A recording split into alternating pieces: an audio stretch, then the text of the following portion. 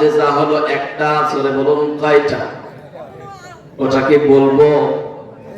আল্লাহ নবী বলেন আল্লাহ পাক রব্বুল আলামিন আসমান থেকে জমিনের উপরে আমি মুহাম্মদকে যত মুআজিজা দান করেছেন, সমস্ত মুআজিজার ভিতরে সবচেয়ে দামি মুআজিজা হলো একটা, ওইটার নাম হলো আল কোরআন।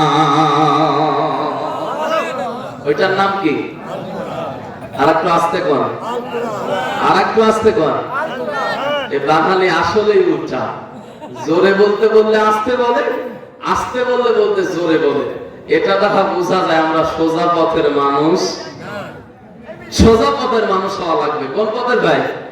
ইহদিনাস সিরাতাল মুস্তাকিম, সরল সঠিক পথের মানুষ হওয়া লাগবে। উল্টা পথে বাঁকা পথে যখন আপনি হাঁটবেন, আপনার লাস্ট ডেস্টিনেশন, শেষ গন্তব্যস্থল হবে জাহান্নাম। কথা বলেন ঠিক কিনা?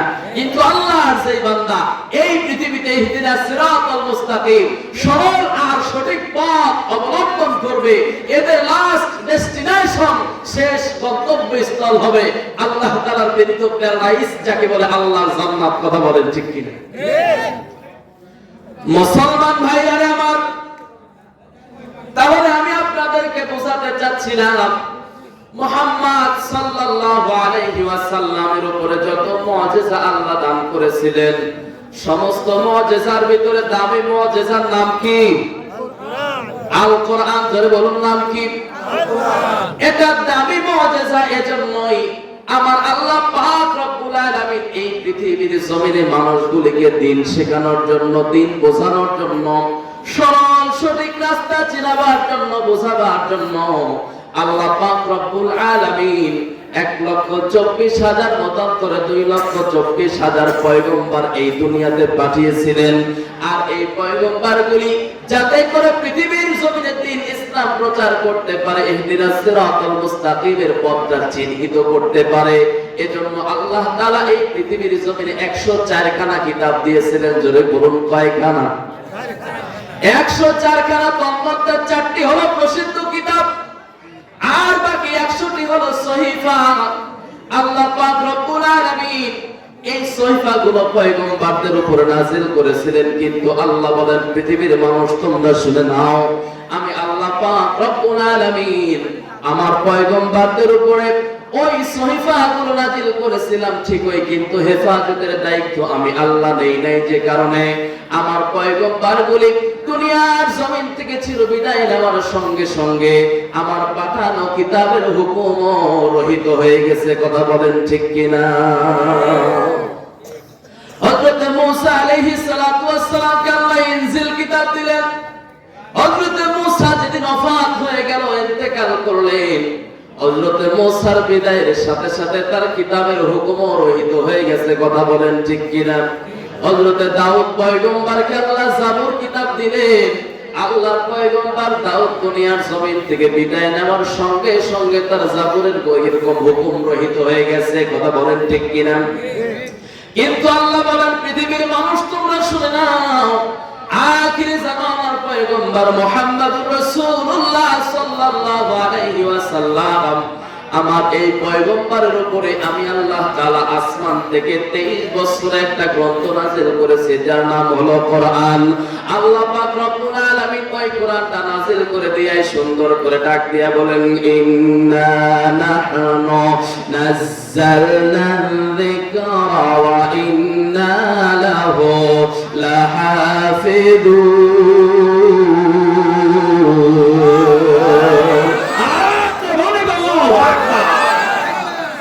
আল্লাহ পাক রব্বুল আলামিন বললেন পৃথিবীর মানুষ তোমরা শুনে নাও, আমি আল্লাহ তাআলা ওই কিতাবগুলো নাযিল করেছিলাম, কিন্তু হেফাজতের দায়িত্ব নেই নাই। কিন্তু এই কোরআনটা দুনিয়ার জমিনে নাযিল করে আমি আল্লাহ ক্ষান্ত হই নাই। ইন্না নাহনু নাযালনা যিকরা, আমি আল্লাহ পাক রব্বুল আলামিন এই গ্রন্থটাকে তোমাদের জন্য জিকির হিসাবে নাযিল করলাম। শুধু নাযিল করেই ক্ষান্ত হই নাই, ওয়া ইন্না লাহু লাহাফিযুন, এটার হেফাজতের দায়িত্ব আমি আল্লাহ নিজ হাতে নিয়েছি। আল্লাহ তাআলার কিতাবের হেফাজতের দায়িত্ব আল্লাহ তাআলা কোন হাতে নিয়েছেন? এজন্য এই পৃথিবীতে আজ পর্যন্ত আবু জেহেল, উতবা, সাইবা করে এখনো পর্যন্ত বাংলার মুসলিমদেরকে এই কোরআন থেকে বিরত রাখার চেষ্টা করেছে।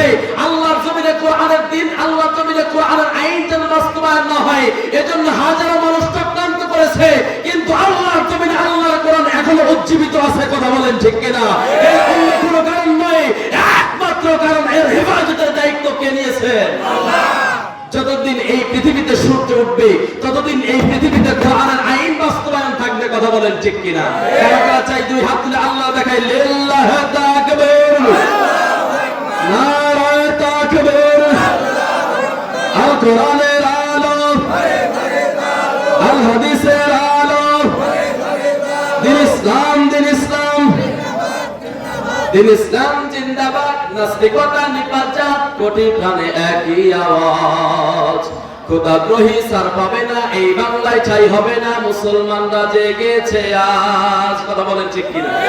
নাস্তিকতা নিপাত, দিন ইসলাম জিন্দাবাদ, কোটি প্রাণে একই আওয়াজ। খোদাদ্রোহী সার পাবে না, এই বাংলায় ঠাঁই হবে না, মুসলমানরা জেগেছে আজ। চলো চলো সামনে চলো, বজ্র কণ্ঠে আওয়াজ তোলো, সবাই মিলে একই তালে দাও না স্লোগান, নারায়ে তাকবীর, লিল্লাহে তাকবীর। ইসলামের জন্য দেশে হয়েছে জন্ম, ইসলামের বিরুদ্ধে গেলে দেশ হবে ভিন্ন। কথা বলেন ঠিক কিনা? ইসলামের জন্য দেশে হয়েছে জন্ম, ইসলামের বিরুদ্ধে গেলে দেশ হবে ভিন্ন। ইসলামের বিরুদ্ধে যারা নিয়েছে অবস্থান, এই বাংলায় ঠাঁই হবে না, যাও হিন্দুস্তান, যাও হিন্দুস্তান। চলো চলো সামনে চলো, বজ্রকণ্ঠে আওয়াজ তোলো, সবাই মিলে একই তালে দাও না স্লোগান, নারায়ে তাকবীর, লিল্লাহে তাকবীর। জিন্দাবাদ জিন্দাবাদ, দিন ইসলাম জিন্দাবাদ।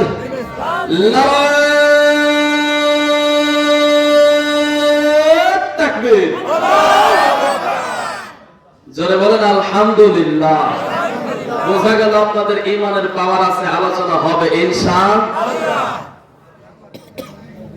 আর যদি একটু সময় বলে শুনবেন তো ইনশাআল্লাহ। চলে যাবেন কারা কারা? হাত তোলেন তো। জায়গা আপনারা সজাগ আছেন, অ্যাক্টিভ আছেন। আসলে বক্তা শ্রোতা যদি অ্যাক্টিভ না হয়, বক্তা কথা বলে মজা পাবে? এর আগে আমার আলোচনা কখনো শুনেছেন? আমি আপনাদের এই জগতাল এক কথা এদিকেই সর্বপ্রথম আসলাম। এই যে আমার বড় ভাই বসে আছেন মাওলানা আনিসুর রহমান সাহেব, উনি একদিকে বড় ভাই, একদিকে দুলা ভাই, আর একদিকে আমার অঙ্কের মাস্টার। যেরকম আলহামদুলিল্লাহ, তো ওনার দাওয়াতের মাধ্যমে আপনাদের সামনে আসার সুযোগ হয়েছে।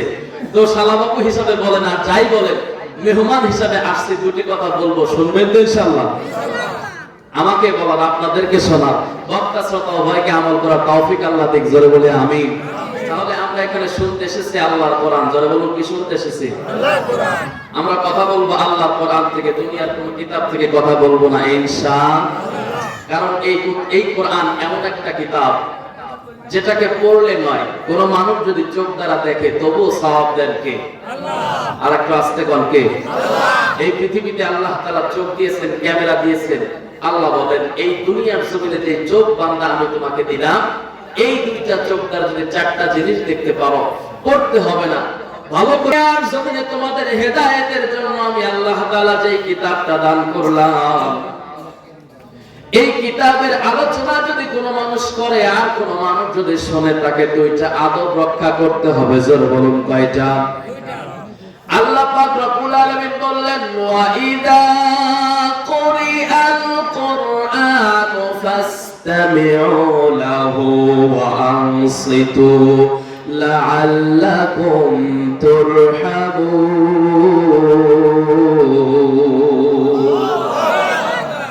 আল্লাহ পাক রব্বুল আলামিন সূরাতুল আরাফের ভিতরে সুন্দর করে ঘোষণা করে দিলেন, পৃথিবীর মানুষরে তোমরা শুনে নাও, তোমাদের সামনে যখন আল্লাহর কোরআনের আলোচনা হয়, ওয়া ইদা কুরিআল কুরআনু ফাসতামিউ লাহু ওয়া আনসিতু, তখন তোমাদের করণীয় হলো দুইটা, তোমাদের কাজ হলো দুইটা।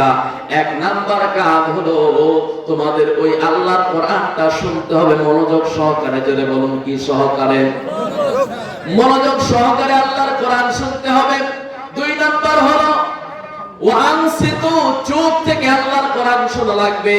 মনোযোগ সহকারে চুপচাপ থেকে যদি বান্দা তুমি আমার কোরআনের আলোচনা শুনতে পারো।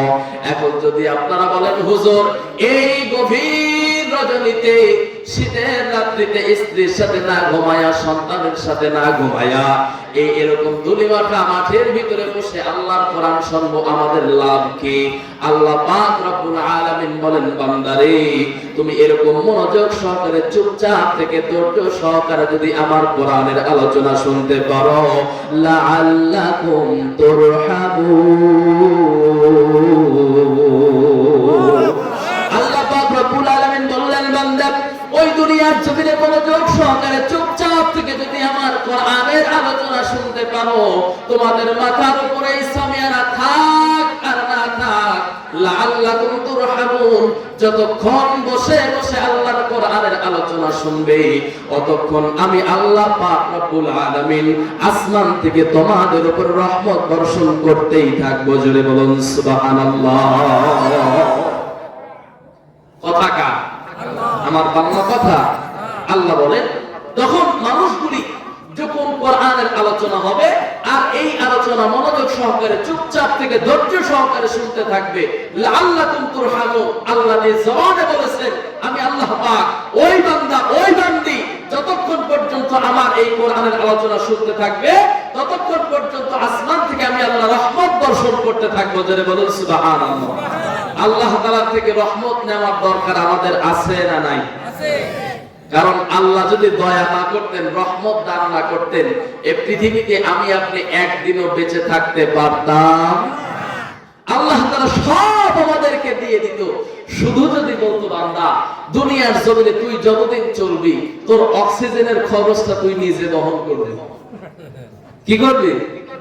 দুনিয়াতে যতদিন চলবি পানিও আমি তোকে দিব, বাতাসও আমি তোকে দিব, খাবারও আমি তোকে দিব, কিন্তু তোর বেঁচে থাকার জন্য এই যে শ্বাস আর প্রশ্বাস, হ্যাঁ আমরা যেটা নিঃশ্বাসের মাধ্যমে গ্রহণ করি এটাকে বলে অক্সিজেন। কি বলে? আর যেটা ত্যাগ করি এটা হলো কার্বন ডাই অক্সাইড। আল্লাহ পাক যদি বলতেন বান্দা পৃথিবীতে যত নিয়ামত আমি আল্লাহ তাআলা তোকে দিয়েছি এই নিয়ামতের বিনিময়ে একটি টাকাও আমাকে দিতে হবে না, কিন্তু যতদিন পৃথিবীতে বেঁচে থাকবি অতদিন পর্যন্ত তোর অক্সিজেনের এরকম অক্সিজেনটা নিজে কিনে ব্যবহার করবি। বলেন তো দেখি এই পৃথিবীতে আমাদের হায়াত কয়দিন হতো? হ্যাঁ হতো। কিছু মানুষের ধন দৌলত আছে, জমি জমা আছে, এইগুলা বিক্রি করে হয়তো আইসিইউ থেকে অক্সিজেন নিয়ে বাঁচতে পারতো। কথা বলেন ঠিক কিনা? কিন্তু আমাদের মতো যারা